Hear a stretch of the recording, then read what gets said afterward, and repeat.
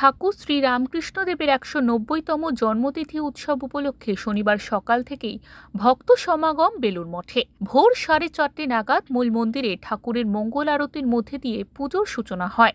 এরপর সারাদিন নানান অনুষ্ঠানের আয়োজন করা হয়েছিল। অনুষ্ঠান তো শুরু হয়েছে, মঙ্গল আরতি হলো। মঙ্গল আরতির পরে বেদপাঠ ভজন সাধু ব্রহ্মচারীরা করেছেন এবং আজকের দিনে মঙ্গল আরতিতে ভক্তরাও আসতে পেরেছে। তারপরে যেটা হলো শ্রীরামকৃষ্ণের আত্মারামের কৌটো স্নান হলো একটু আগে। এখন এখানে প্রোগ্রাম হচ্ছে, পরপর ভজন থাকবে। তারপরে যেটা আমাদের মূল প্রোগ্রাম বিকেলবেলায় 3টের সময় থেকে এটা শুরু হবে। সকালে উষা কীর্তন ও মূল মন্দিরের ডান দিকে অস্থায়ী মঞ্চে ভক্তিগীতি, স্তবগান, বেদপাঠ, কথামৃত পাঠ, দুপুর 3:50 ধর্মসভা ও সন্ধ্যায় সন্ধ্যা আরতির মাধ্যমে আজকের এই বিশেষ দিনটি বেলুড় মঠে উদযাপিত হয়।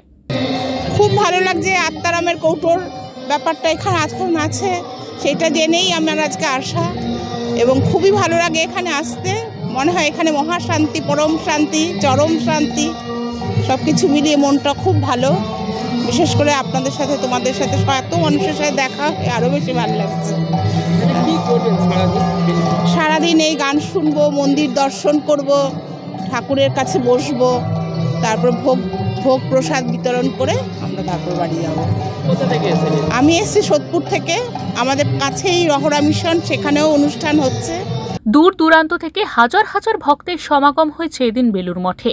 মা শারদা সদাব্রত প্রসাদালয় বেলা 11টা থেকে 2টো পর্যন্ত প্রসাদ বিতরণের ব্যবস্থা করা হয়।